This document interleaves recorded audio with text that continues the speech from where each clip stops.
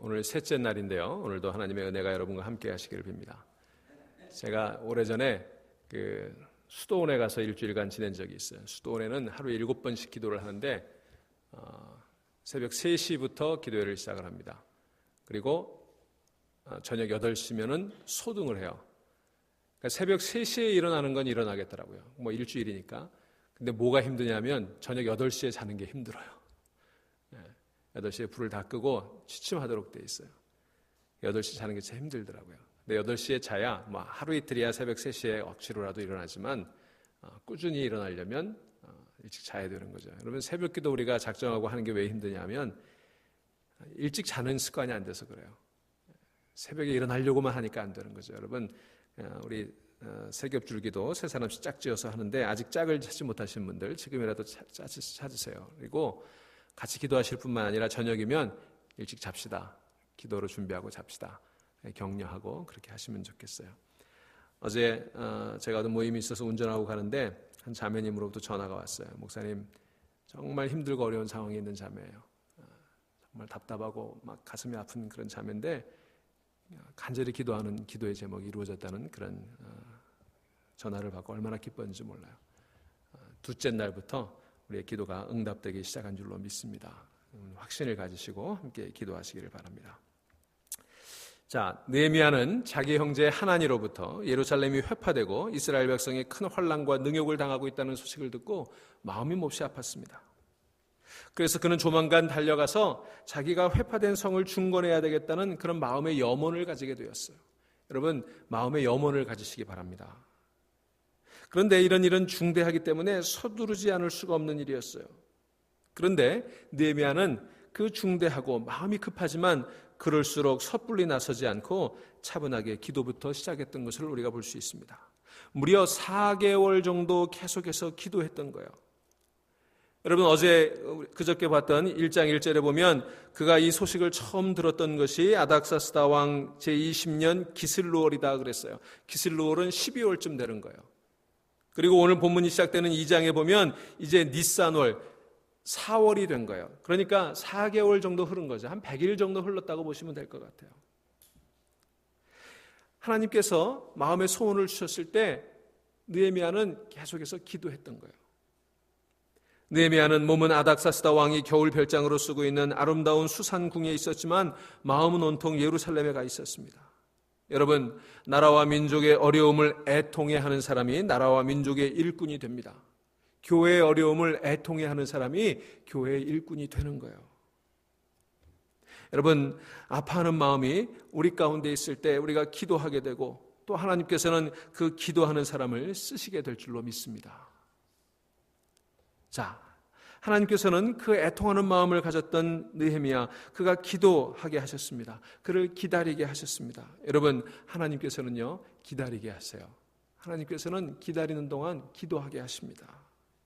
모세도 호렙산에서 40일을 기도했고 사도 바울도 회심 후 아라비아 사막에 가서 수년을 거하며 거기서 기도했어요. 여러분, 우리 교회도 지금 기다리고 있습니다. 지난 7월에 그냥 일이 될 줄 알았는데 하나님께서 우리를 기다리게 하신 거예요. 그래서 우리가 기다리며 기도하고 있는 것입니다. 자, 이런 과정을 통해서 예레미야는 자신을 향한 하나님의 부르심을 확신했어요. 그렇게 기다리며 기도하는 동안에 내가 있을 곳은 이곳 화려한 수산궁이 아니라 회파된 예루살렘이로구나. 여러분, 순간적으로 감정으로 아파하는 사람은 많아도 실제로 수산궁을 버리고 예루살렘으로 갈 수 있는 사람은 그렇게 많지 않은 거예요. 그런데 이 100일 동안 하나님께서 느헤미야를 만져 오셨다고 저는 생각해요. 그의 마음을 만져 오셨습니다.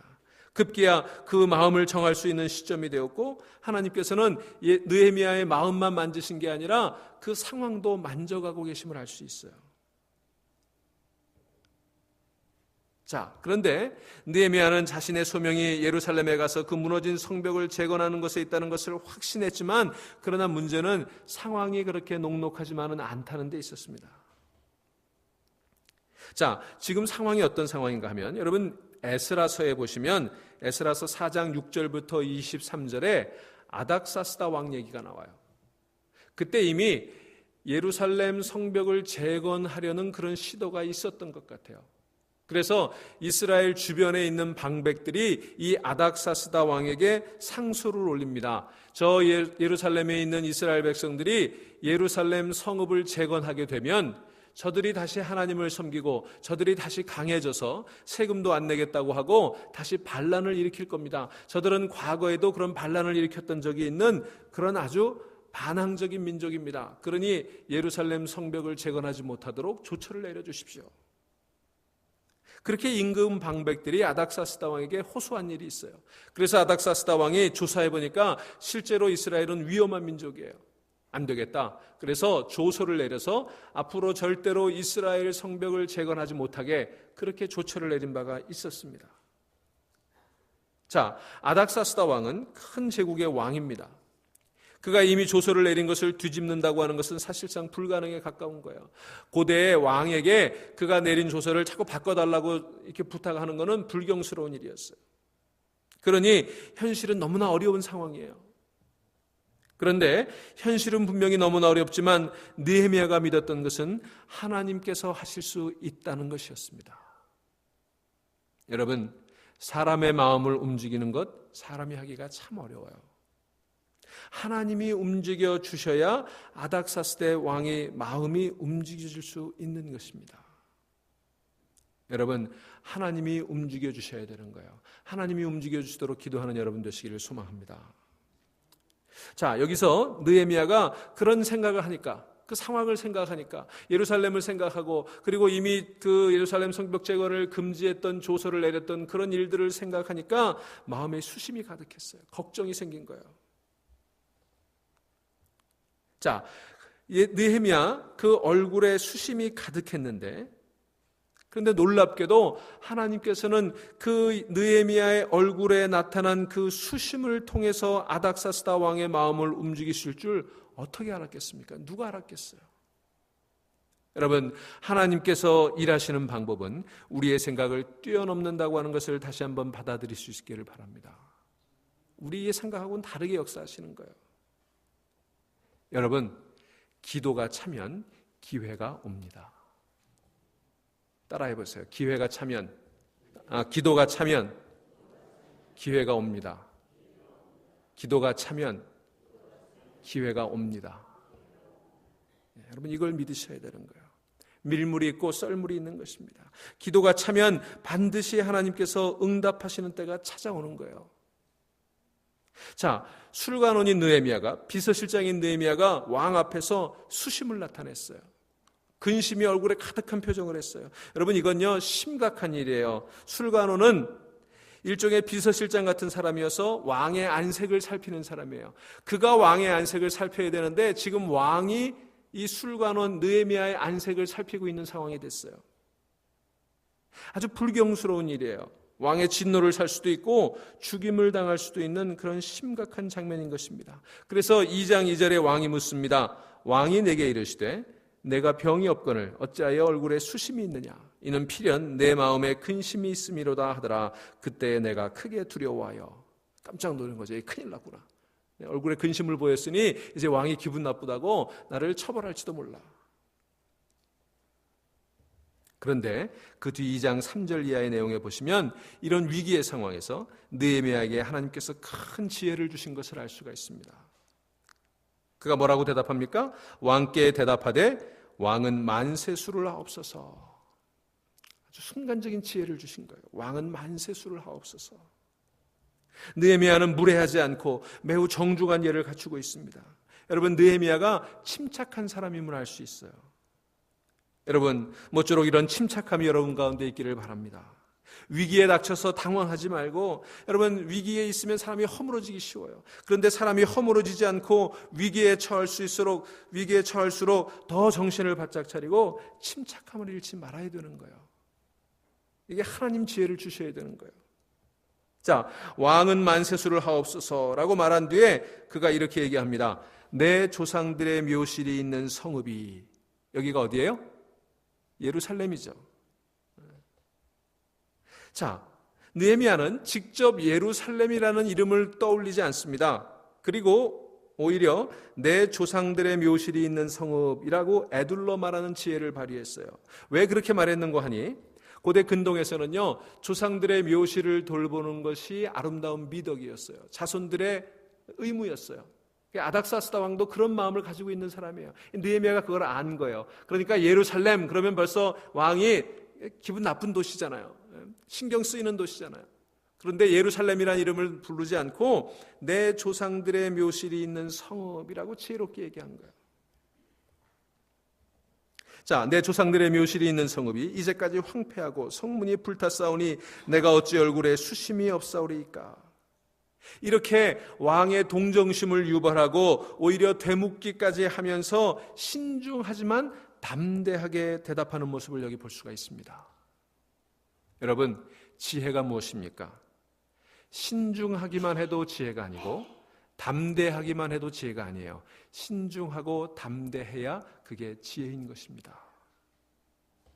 느헤미야는 여기 아주 짤막한 말이지만 하나님께서 이 지혜를 주셨어요. 여러분, 이 지혜는 기도하는 사람에게 하나님께서 부어주실 줄로 믿습니다. 여러분, 신중하시고 담대하세요. 그런 지혜를 갖는 여러분 되시기를 소망합니다. 자, 그러자 아닥사스다 왕이 4절에 이렇게 얘기합니다. 4절 보세요. 왕이 내게 이르시되 그러면 내가 무엇을 원하느냐 하시기로, 이렇게 물었어요. 내가 무엇을 원하느냐. 그런데 그 다음 얘기가 아주 놀라운 얘기예요. 네가 무엇을 원하느냐 이렇게 물었더니 내가 곧 하늘의 하나님께 묵도하고 그랬어요. 여러분, 이걸 화살기도라고 그러죠. 흔히들 화살기도, 그런 말 들어보셨죠? 느헤미야는 얼굴에 수심이 가득해 있었는데 그게 기회가 돼서 두려움 가운데 이제는 죽을지도 모르겠구나, 그런 가운데 대화를 시작했지만 느헤미야는 하나님께서 지혜를 주셔서 지금이 위기지만 또한 기회구나, 기다리던 때가 왔다, 그것을 감지했어요. 그 순간 그는 하나님 앞에 묵도하며 기도했습니다. 그 짧은 시간에, 그 위기의 순간에 하나님께 묵도하며 기도했던 거예요. 여러분, 이런 기도는 평소에 기도 훈련이 되어 있지 않은 사람은 드릴 수가 없는 기도입니다. 여러분, 살아가면서 순간순간마다, 중요한 선택의 순간마다 짧고 강력하게 하나님 앞에 기도할 수 있는 사람들 되시기를 주의 이름으로 축원합니다. 평소에 기도하지 않으면 이런 때가 왔을 때 기도할 수 있겠어요? 당황하지, 허겁지 뭘 해야 될지 모르지. 근데 여러분, 기도하는 사람은요, 그때 기도하는 거예요. 여러분, 평소에 기도하지 않는 사람은 위기가 닥치거나 여러 가지 삶의 어려움이 닥치면 사람 쫓아갈 가능성이 많지 하나님 앞에 무릎 꿇을 가능성이 별로 없어요. 그런 사람들은요, 기도하러 나와도 하루 이틀은 나오지만 그냥 답답하니까 나와 보는 거지, 응답받겠다고 작정하고 응답해 주실 것이라고 믿고 기도하는 사람 별로 없다는 거예요. 여러분, 사람은요, 위기일 때일수록 평소에 하던 대로 합니다. 그거 아세요? 위기가 아니면, 급한 상황이 아니면 생각도 해보고 궁리도 해보지만 위기가 닥치면 생각할 겨를이 없잖아요. 그러니까 평소에 하던 대로 하는 거예요. 그래서 여러분, 축구 경기 보세요. 골문 앞에서 여러 선수들이 뒤엉켜가지고 막 그럴 때 꼭 누가 골 넣어요? 평소에 넣던 사람들이 넣는 거예요. 평소에 해본 사람들이, 훈련된 사람들이 하는 거예요. 여러분, 이렇게 새벽 기도에 나와서 기도하는 것이 그런 영적인 체질을 바꾸고 위기 때 기도할 수 있는 그런 내공을 쌓는 일인 줄로 믿고 감사하시기 바랍니다. 여러분, 지금 이 자리에, 기도하는 자리에 있다는 것 자체를 하나님께 감사하세요. 하나님이 은혜 베푸셔서 여기 나와 있는 거예요. 자, 이렇게 느헤미야가 순간적으로 하늘의 하나님께 기도했습니다. 그리고는 왕께 구한 거예요. 왕께 먼저 구하지 않고, 왕이 너 뭐 원하냐 그러니까 덥석 얘기하지 않고 하나님께 먼저 기도하고 그 짧은 시간에, 그리고 왕에게 구합니다. 5절, 이게 다 하나님 지혜를 주신 거예요. 기도했기 때문에. 5절 보세요. 왕에게 아뢰되 왕이 만일 좋게 여기시고 종이 왕의 목전에서 은혜를 입어 싸우면 나를 유다 땅, 자, 이제 유다 땅이라고 구체적으로 말하기 시작하는 거예요. 나의 조상들의 묘실이 있는 성읍에 보내어 그 성을 건축하게 하옵소서 하였는데 그때 왕후도 왕 곁에 앉아 있었더라. 자, 여기 보면 재밌는 표현이 있어요. 왕후도 왕 곁에 앉았더라. 굳이 이 표현을 여기 넣은 것은, 이건 아주 중요한 것은 아니지만 아마도 왕이 이제 느헤미야를 내실로 부른 것 같아요. 왕후가 있는 내실로 불러서 아주 은밀하게, 아주 친근하게, 개인적으로 아주 사적인 대화의 자리를 마련한 것을 볼 수가 있습니다. 허심탄회하게 대화를 시작한 거예요. 하나님께서 이렇게 상황을 만져가고 계신 거예요. 자, 계속해서 묻습니다. 왕이 내게 이르시되 내가 몇 날에 다녀올 길이며 어느 때에 돌아오겠느냐. 왕의 마음이 이미 기울었어요. 왕의 마음이 들어주기로 한 거예요. 전혀 상상도 하지 못했던 일들이 일어나고 있는 거예요. 그뿐만 아닙니다. 왕이 나를 보내기를 좋게 여기시기로 내가 기한을 정하고. 누가 기한을 정했어요? 느헤미야가 기한을 정했어요. 왕이 그래? 그럼 너 일주일 동안 갔다 와, 2주일 동안 갔다 와 이렇게 얘기하지 않고 너 얼마 동안 갔다 오면 되겠느냐? 느헤미야가 기한을 정한 거예요. 여러분, 세상에 이런 일이 일어날 수가 있는 겁니까? 비서실장이 왕 곁을 잠시도 떠나면 안 되는데 왕이 묻습니다. 네가 얼마나 기간이면 되겠느냐? 왕 앞에서 수심을 보였기 때문에 까딱하다가는 죽임을 당할 수도 있는 그런 상황인데 도리어 왕이 그를 좋게 여기고 이미 왕이 한 번 공개적으로 금지했던 명령을 뒤바꾸면서 그래 너 다녀와라. 얼마면 되겠느냐? 느헤미야에게 그걸 정하라고 하는 거예요. 여러분, 느헤미야가 그 기한까지 정하게 될 줄 상상이나 했겠습니까? 여러분, 하나님이 역사하시면 이런 일도 일어나게 되는 거예요. 여러분, 그렇게 믿으시기 바랍니다. 여러분에게도 이런 일이 일어날 수 있을 거예요. 자, 그 뒤에 7절에 뭐라고 합니까? 내가 또 왕에게 아뢰되 만일 왕이 좋게 여기시거든 강서쪽 총독들에게 내리시는 조서를 내게 주사 그들이 나를 용납하여 유다에 들어가기까지 통과하게 하시고. 통행증을 만들어달라고 요구하는 거예요. 얼마나 담대합니까? 통행증이 필요하다는 거예요. 그리고 이어서 8절에 이렇게 요청합니다. 또 왕의 삼림감독 아삽에게 조서를 내리사 그가 성전에 속한 영문의 문과 성곽과 내가 들어갈 집을 위하여 들보로 쓸 제목을 내게 주게 하소서. 이렇게 요청했어요. 여러분, 지금 보세요. 얼마나 현실적인 필요를 왕에게 아뢰고 있습니까? 여기에서 우리가 깊이 생각해 볼 수 있는 것은 느헤미야는요, 지난 4개월 동안 그냥 기도만 하고 그랬던 건 아니에요. 그는 기도하면서 또한 치밀하게 준비를 했던 거예요. 여러분, 기도하는 사람은요, 그냥 눈 감고 기도만 하는 것이 아닙니다. 기도하는 동안에 하나님이 주시는 지혜를 통해 준비하는 거예요. 그는 기간이 얼마나 필요한지를 압니다. 가는데 어떤 문제가 생길지를 알아서 통행증을 요구합니다. 가서 뭐가 필요한지를 알고 미리 제목을 마련해 줄 것을 부탁을 합니다. 그는 정확하게 어떤 문제가 있을지, 얼마나 노력이 필요할지, 무엇이 필요할지를 아는 사람이었어요. 여러분, 기도하면서 하나님이 지혜를 주시니까 그렇게 준비한 거예요. 여러분, 정말 믿는 사람은 기도만 하고 아무런 계획을 세우지 않는 사람이 아닙니다. 기도만 하고 하나님이 다 해주시겠지 넋놓고 앉아있는 사람은 진정 기도의 사람이 아니에요. 가만히 보면 두 종류의 사람이 있어요. 기도만 하고 계획하지 않는 사람이 있고 계획만 하고 기도하지 않는 사람이 있어요. 여러분, 우리는 기도하며 계획하는 사람이 되어야 할 줄로 믿습니다. 만약 느헤미야가 준비가 안 돼 있다면 왕이 내게 무엇을 하여 주기를 원하느냐 물었을 때 당황했을 거예요. 얼버무렸을 거예요. 정확히 대답하지 못했을 거예요. 그런데 느헤미야는 정확하게 준비된 사람이었기에 왕이 물었을 때 조목조목 필요한 것들을 거침없이 담대하게 얘기하고 있는 거예요. 여러분, 그는 두 가지가 겸비되어 있는 사람이었습니다. 기도하는 사람과 계획하는 사람. 기도하는데 계획이 없는 사람이 있고 계획은 하는데 기도하지 않은 사람이 얼마나 많은지 모릅니다. 여러분, 이 둘 중에 어느 하나만 있으면 실패하게 되고 하나만 가지고는 하나님께 영광을 올려드리지 못하는 것입니다. 그래서 독립전쟁 때 병사들 사이에 널리 펴져 있던 격언이 하나 있어요. 하나님을 의지하라. 그러나 내 화약이 비에 젖지 않도록 해라. 기도하면서 준비하고 기도하면서 계획하는 거예요.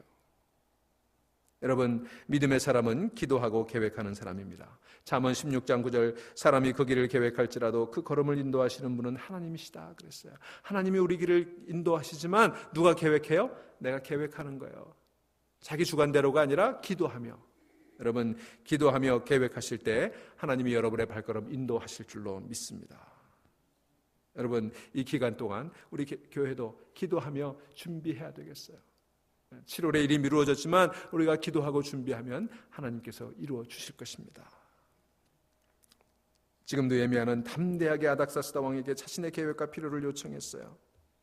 그런데 여러분, 아주 오늘 본문에서 가장 중요한 건 이거예요. 그 느헤미야는 이 이루어지는 모든 일들 뒤에 누가 이 일을 역사하고 있는지를 아는 사람이었습니다. 자, 왕에게 모든 것을 요청했지만 그런데 그가 뭐라고 얘기합니까? 8절 보세요. 8절 후반부에 내 하나님의 선한 손이 나를 도우심으로 왕이 허락하고, 그렇게 얘기했어요. 누가 허락했어요? 왕이 허락했어요. 근데 누가 허락하게 하셨어요? 하나님의 선한 손이 하셨습니다. 여러분, 아닥사스다를 움직이는 것은 느헤미야의 언변도 아니고 아닥사스다의 소위도 아니고 오직 하나님의 선한 손이 그의 마음을 움직이고 있다는 것을 느헤미야가 고백하고 있는 것입니다. 여러분, 여러분의 상황을 누가 허락하시는 거예요? 하나님이 하십니다. 하나님의 선한 손길이 여러분의 상황을 만져주실 줄로 믿습니다. 여러분, 이 믿음 우리가 갖게 되기를 간절히 바랍니다. 여러분, 이 믿음이 있으면 두려울 게 뭐가 있겠어요? 이 믿음이 있으면 여러분 부러울 게 뭐가 있겠어요? 여러분, 하나님의 선한 손이 나를 만져주시고 내 상황을 만져주시고 우리 가정을 만져주시고 우리 교회를 만져주시고 도우시고 역사하실 줄로 믿습니다. 여러분, 느헤미야가 예루살렘으로 가겠다는 소명을 받았던 것처럼 저와 여러분이 이런 소명 갖게 되기를 간절히 바랍니다. 이 마지막 때에 우리가 할 일이 바로 이 느헤미야가 했던 일들입니다. 여러분, 우리가 사는 이 땅이 얼마나 회파되어 있습니까? 여러분, 그런 이 시간 기도할 수 있기를 바랍니다. 하나님, 우리가 이 느헤미야처럼 쓰임받기를 원합니다. 이 회파된 예루살렘을 바라보고 울며 통곡하는 마음을 우리에게 주시고 기도하며 깨어있게 하시고 비전을 주시고 그 비전을 실현할 수 있는 계획을 주시고 담대함을 가지고 그 사명을 감당할 수 있는 믿음을 우리에게 허락하여 주옵소서. 하나님의 선한 손이 우리를 도와 주옵소서. 기도하는 이 아침 되시기를 주의 이름으로 축원합니다. 우리 다 함께 묵상하십시다.